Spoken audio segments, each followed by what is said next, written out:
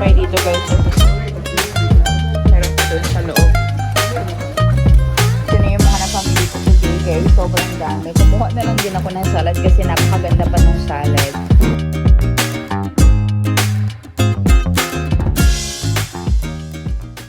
Hello Ray guys! Andito kami ngayon sa Ladi kasi mag-grocery tayo. Actually, medyo umuulan pero maraming tao ngayon na nasa pila na.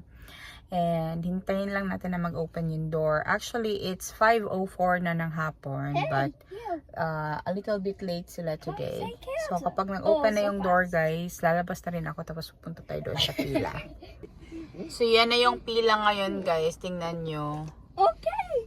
Diba? Medyo marami na rin yung tao sa pila ngayon. Pero mamaya marami pa yung darating.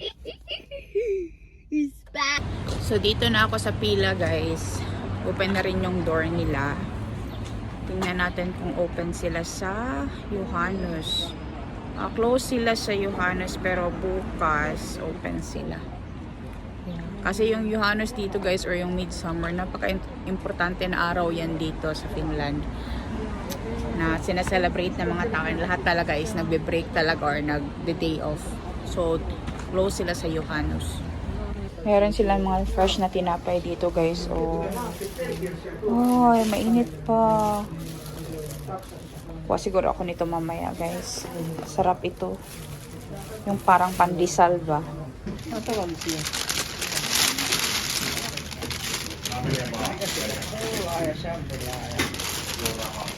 Mga tinapay dito guys. Oh.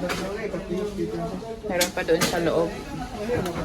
As usual guys, marami talagang tinapay. Marami din mga salad today pero hindi siguro ako kukuha ng sobrang daming salad.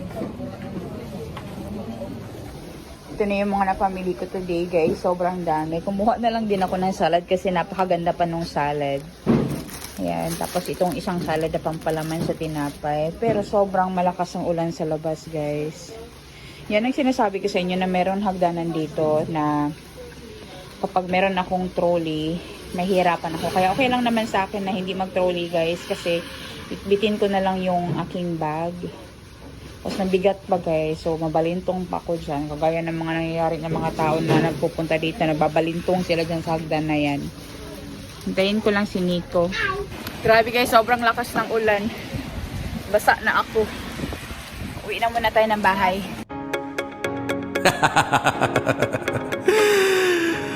It's a mindset shift. Happiness is the key to success. Stardust in the building. Let's go! Oh, what a feeling. This happy, happy feeling.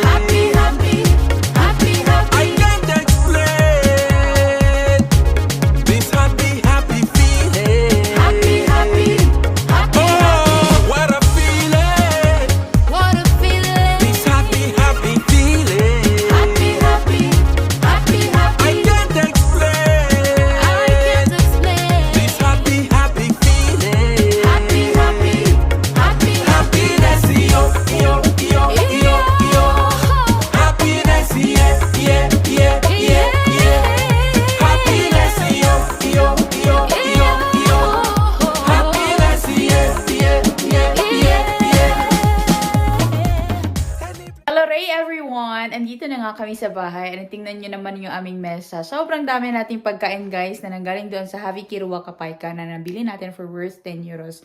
And we are so blessed kasi napakarami na naman nating karne na nabili today. Isa-isahin natin to guys yung mga napamili ko. So yung mga kinuha ko lang basically is yung mga kailangan lang namin sa bahay. And konti lang naman yung mga pagkain na andun ngayon. Sobrang daming tinapay and salads. And sobrang dami ding mga herbs guys. Kaso lang yung mga herbs na nandoon is hindi na ganun kagaganda kaya hindi na rin ako kumuha. Yeah. So, sabi ni Anika, buksan na daw namin to kasi kakain na daw siya. But yeah, isa-isahin na natin to guys yung mga napamili natin doon sa Havi Kirwa Kapayka for worth 10 euros. So, start natin dito guys. Meron tayong Hollandaise classic sauce. Ato siya guys is powder ito. Tapos ilalagyan na lang siya ng water. Tapos ipapainitin. Tapos yun, right to go na siya. Meron itong 3 pack sa loob. Ayan, 3 pack. And this will expire on 2025, March 14. Ayan. Ayan o, hindi pa siya mag-expire. However, andun siya sa Haviki kasi nga nasira na yung kanyang packaging guys. Tingnan nyo, nilagyan lang nila ng scotch tape para hindi mahulog yung mga laman nito. Kasi meron itong laman na 3 package ng hollandaise sauce na powder rice. So, magagamit natin to kapag gumawa tayo ng mga fried na mga fish o kaya ng karne or anything na bagay sa hollandaise sauce. And speaking of frying, meron din tayo ditong pangkoyawho or yung breadcrumbs. Ayan. Breadcrumbs ito guys. And meron din tayo ditong meringue. Siguro gagamitin ko to one of these days sa gagawin namin na celebration for Johannes. Di ko pa sure. Pero meron din tayo ditong Solate Justo or yung cheese guys na palaman sa tinapay. Meron tayong 3 and this is lactose free. So bagay ito kay Nico. It says here na with calcium and vitamin B and E. So it has Runsa Stevia. So it has added vitamins. So meron tayo ditong 3 packaging ng Solate Justo. And I think per pack is merong 2, 4, 6, 7 or 8 slices ng cheese na pampalaman ng tinapay. Meron din tayong mga karne guys, of course, hindi yan mawawala sa Haviki. Kahit pa paano meron tayong nabibili doon. And meron tayo ditong grille boxy. This is pork meat na meron na siyang halo guys. Actually, pwede ko naman ito i-prito or lagay lang sa oven. Tapos meron din tayo ditong chicken. Ayan. Chicken, 2 itong chicken. Yan. Tapos meron din tayo ditong sausages and hot dogs. Meron tayong naki. Ang naki sa Finnish guys is hot dog. Ang sausage is makara. Ito is buffalo makara. Grilly makara. Ayan. So meron tayong, ano pa to? This is palm oil. Palm oil na butter. So, this is a plant-based butter, guys. Ayan. Kasi nakalagay dito, maituwa. Wala daw siyang added na milk. Wala din siyang lactose. So, ano ito? Plant-based siya na butter. So, pwede natin ito magamit sa pagbe-baking or sa pagluluto. Gawa tayo ng pancakes, di ba? Tapos, meron din tayo ditong mga mini donuts na chocolate donuts. Ayan, 6 pieces per pack and meron tayong 2. Tapos ito yung tinapay guys na nakuha ko doon sa Haviki. Ito lang yung kinuha ko na tinapay. Yung parang pandesal, 2 lang ang kinuha ko. Kasi sobrang dami pa kasi talaga namin tinapay sa loob ng freezer. And yun ang una namin gagamitin para hindi siya masira. And of course, para hindi din masayang. Meron din tayo dito mga konting banana. Konti lang kinuha ko na saging guys kasi wala naman akong planong gumawa ng banana cake this time. So, ito is pangkain lang sa bahay. Tapos, meron tayo ditong mga apples. Yeah, kohota. And then, we have here some oranges. Yan, 2 oranges. Tapos, meron din tayo ditong lumong tomati or yung organic na cherry tomatoes. And meron din tayo ditong kamatis na organic din. Wala masyadong mga fruits today, guys. But, meron pa rin mga vini rupale or yung grapes, guys. Ayan, sobrang gaganda pa. Tingnan natin yung loob ng grapes na to. Sobrang ganda pa nito, guys. Pero andun na ito sa Haviki. Ganyan kaganda ang grapes dito, guys, na tinatapon. And alam niyo ba bakit siya andun sa Haviki Ruwaka? Because of one reason. Ayan, merong 1 or 2 piraso na nasira na sa loob ng box. Kaya siya andun sa Haviki. Ayan, I think the same for this one. And this is seedless grapes. Green grapes. Sobrang ganda naman ang grapes na to. Andun siya sa Haviki. Hindi ko alam. Siguro ito yung dahilan. Yan itong 1 piraso na to. Sobrang ganda ng grapes, guys. Tingnan nyo. Diba? Tsaka ito din, nasira na. Pero ganun talaga. Kasi hindi naman kasi nila bubuksan yung packaging na yan para tanggalin yung mga sira. Kaya, 1 buong box na ganito, tinatapon na talaga siya. And Haviki na talaga siya, or waste food na yung pangalan niya. So, meron din tayo ditong chicken burger. Ayan. Siguro ibabaon ko to kasi meron pa akong night shift tonight. And meron din tayo ditong carousel na muffin or carousel muffin. Yun, carousel muffin. Dalawang muffin. And meron din tayo ditong cup noodles na naman na spicy shrimp. Kimchi ba to? Nongshim. Yeah, shrimp flavor. Siguro magbabaon ako nito. Babaon siguro to para mamaya pangsabaw ko sour para hindi ako antukin. Tapos meron din tayo ditong butter guys na garlic. Ayan. Sipulivoy. Garlic for grilling ito or pwede din sa pagluluto. Tapos meron din tayo ditong snack for kids na product siya ng Dr. Oetker. And meron siyang toppings na parang mga nips, chocolate nips. Tapos meron tayo ditong Kevot Paksu, 4% fat na vegetable ano ba to? Flora Casvian Voimala. I think this is a plant-based. Ito siya guys na cream. So pwede itong gamitin kapag nagluto tayo ng mga sauces or sa pasta, pwede nito. Tapos meron tayong 2 piraso niyan. Yan. Of course, yung mga yogurt is hindi rin talaga mawawala yan doon sa Haviki. And meron tayo ditong 3 packaging ng Activa, 2 blueberry na flavor, and meron tayong strawberry. Speaking of strawberry, lapit na tayong mag-strawberry picking kasi may mga strawberries na guys na mga farm na open for picking.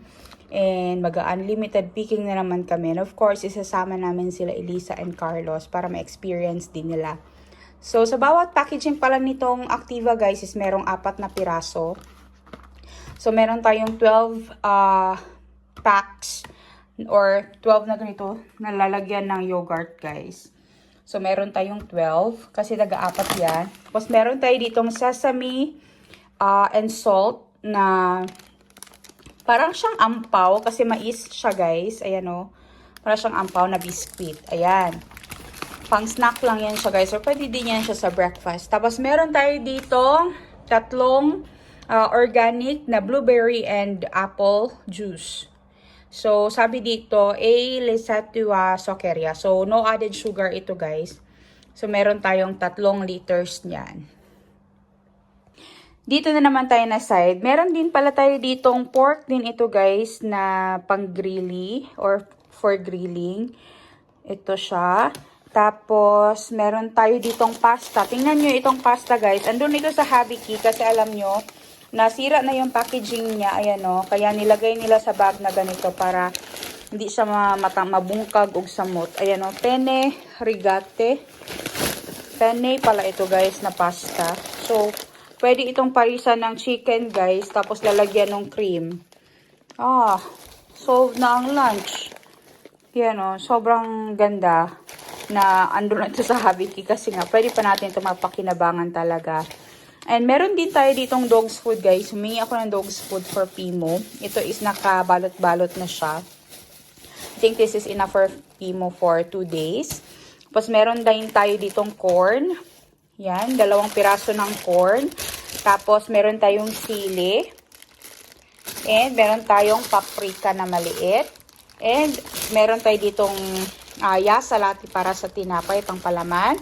And, meron tayong tinakali or yung Chinese cabbage. Ay, kompleto yung pasabaw natin. Yung karne na lang talaga ang kulang. Or, pwede na ito isabaw yung chicken, diba?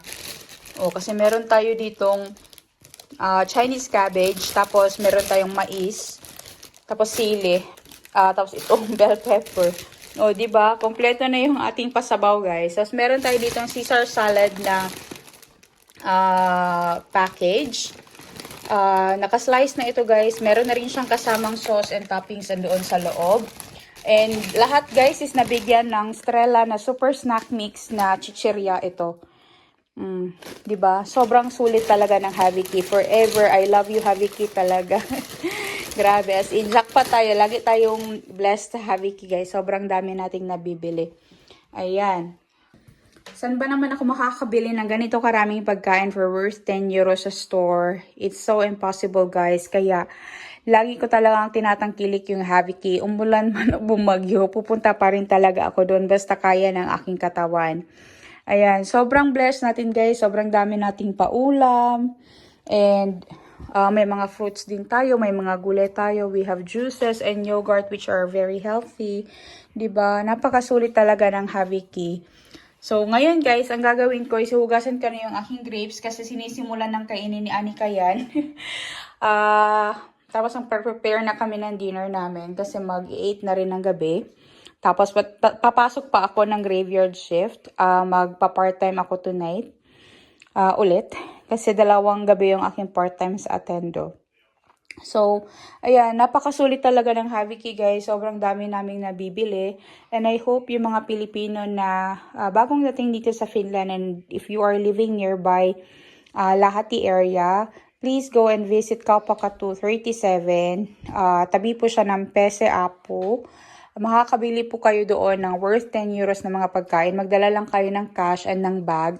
And punta lang kayo doon guys, pila kayo tapos makakabili kayo ng mga pagkain. Ayan. Sobrang sulit, 'di ba? Last time pala hindi ko na napakita yung ginawa ko na cake kasi wala na akong space sa phone ko, hindi ko na siya nakuna na video. As well, sobrang busy din talaga guys, kaya hindi ko na siya nakunan. But next time kapag gagawa ulit ako ng cake guys na gamit yung mga blueberries or mga berries na nanggaling sa Haviki, ipapakita ko sa inyo. And I hope this meringue makagawa ako ng something with that na pwede kong ma-share sa inyo guys kung hindi mapupuno yung space ng ating phone. Yung mga tomatoes pala guys, ang gagawin ko dyan is ibibake ko yan with garlic and olive oil. Tapos imamash ko, tapos ilalagay sa freezer.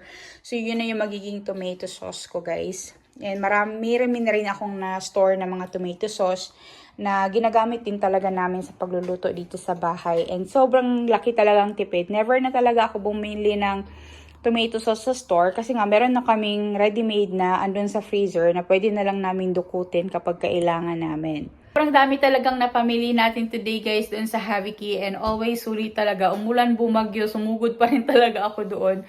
Though marami pang mga tao guys na hindi nakakaalam ng Haviki Ruakapayka. And I hope na makapunta din talaga sila guys. Kahit kayo, sana lang meron talagang ganito sa Pilipinas kasi napakalaking tipid talaga. Anyways guys, ito ko natatapusin ang video na to kasi magre-ready pa ako para sa aking graveyard shift. In 1 hour, magsa-start na yung aking shift.